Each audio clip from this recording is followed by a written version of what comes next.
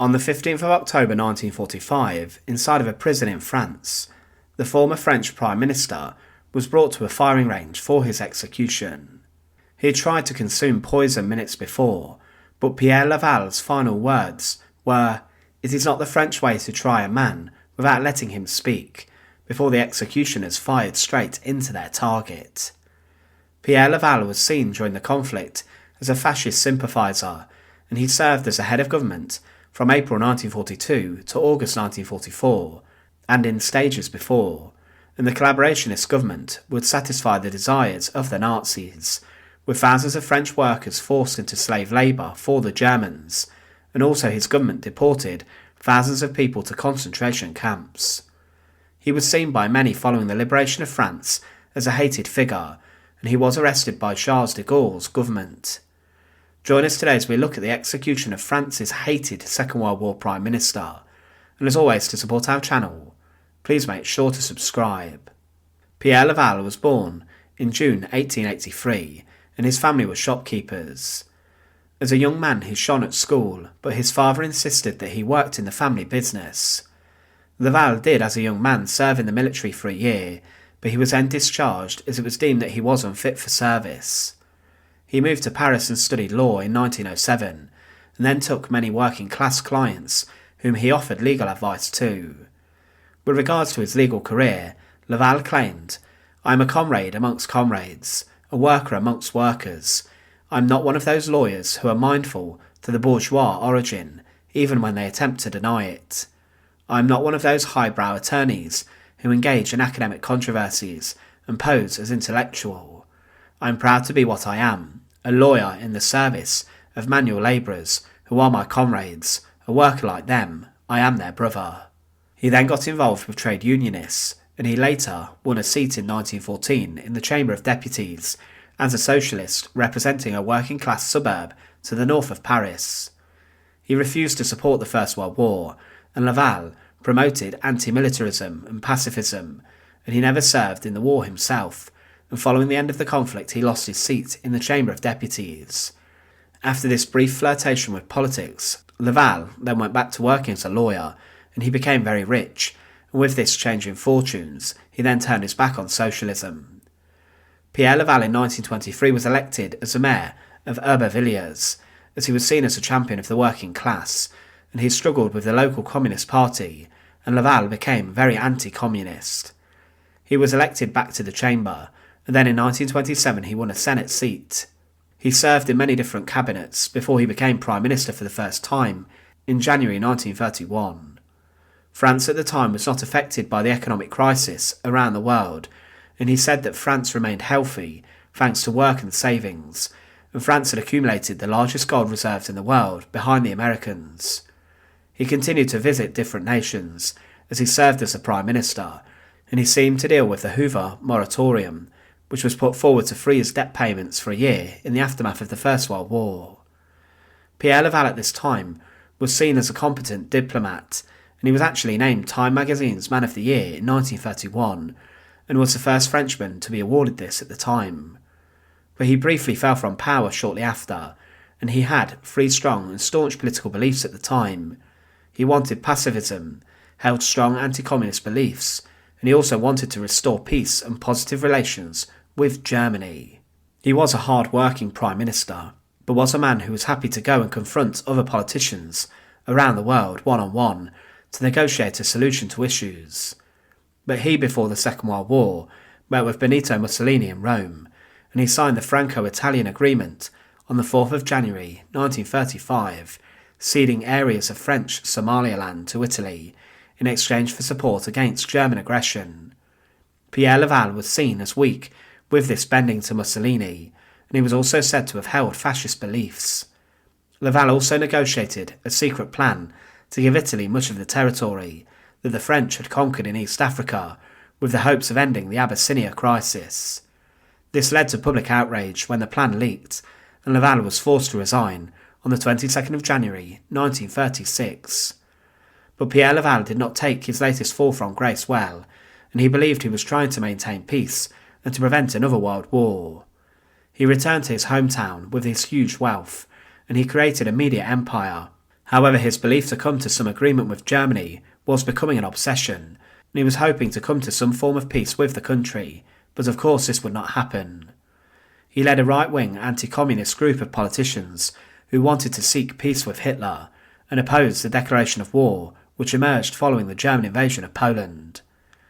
Hitler would then turn his attention towards France, and the nation would collapse and would find itself occupied by the Germans.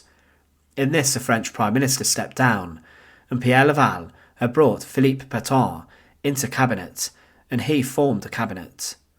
He said he would seek an armistice, and Laval supported this and then joined the cabinet.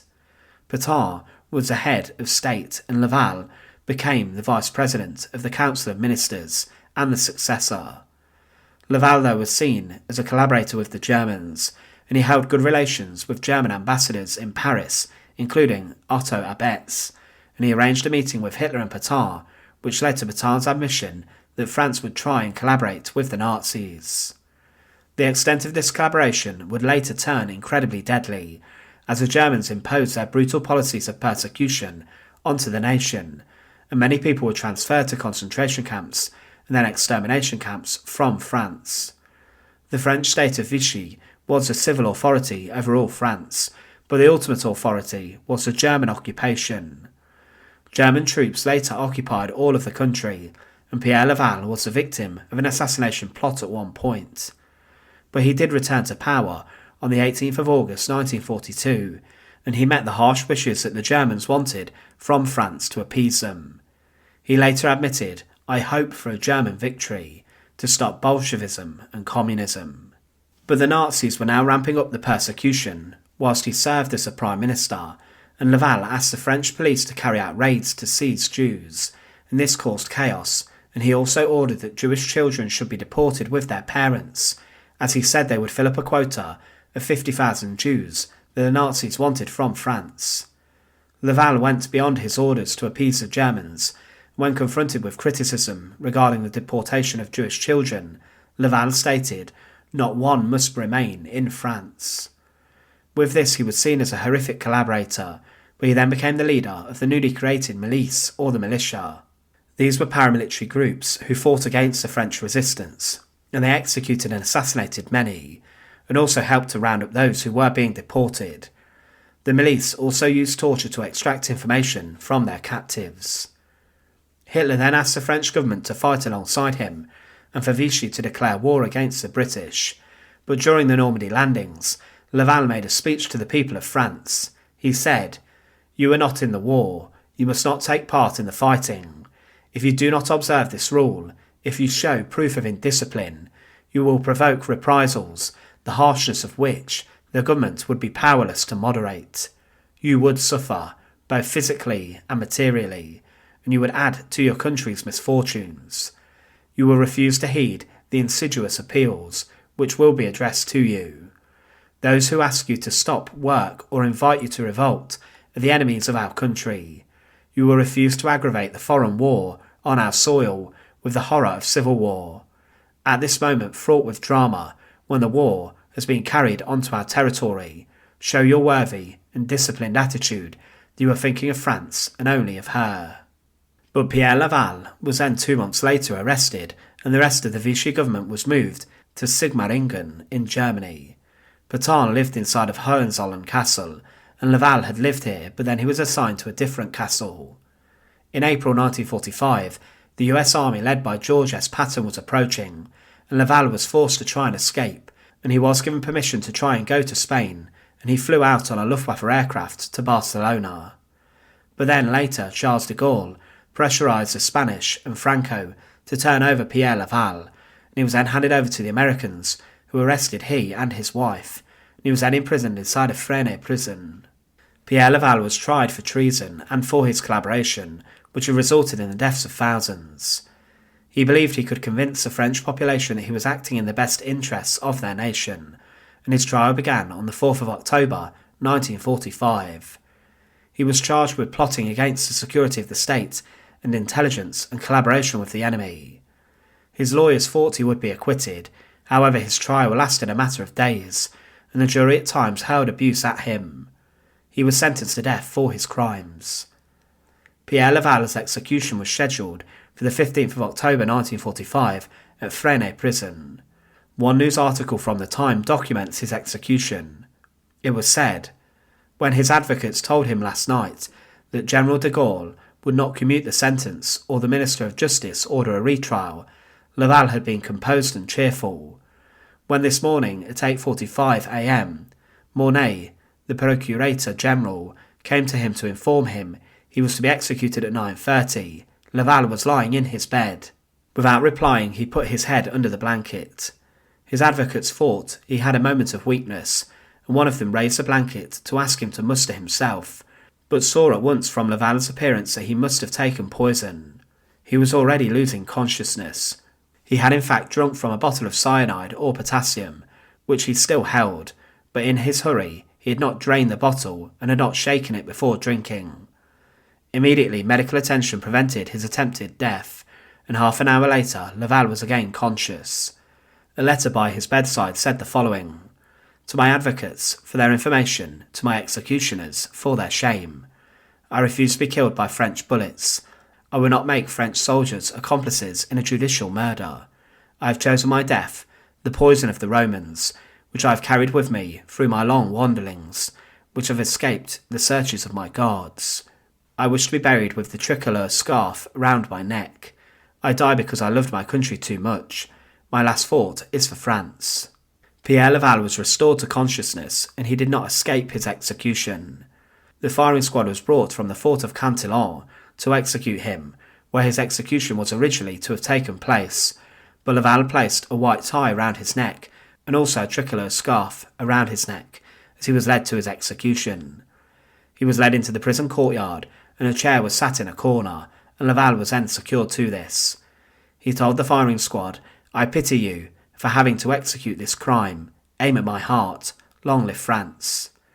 After the final checks were made, the firing squad aimed their rifles at the former Prime Minister, and his eyes had not been covered to allow him to see his executioners in his final moments, and he was also not allowed to give the order to fire. Ruthlessly, the executioners then fired into the former Prime Minister, Pierre Laval, and he was instantly executed. Pierre Laval was seen as a collaborator with the evil Nazis and the Germans, and he was seen as a turncoat by many inside of his nation. He was found guilty of plotting against the security of the state and of collaboration, and because of this, he was executed by a firing squad inside of a French prison. Thanks for watching. To support our channel, please make sure to subscribe, and once again, thank you so much for watching.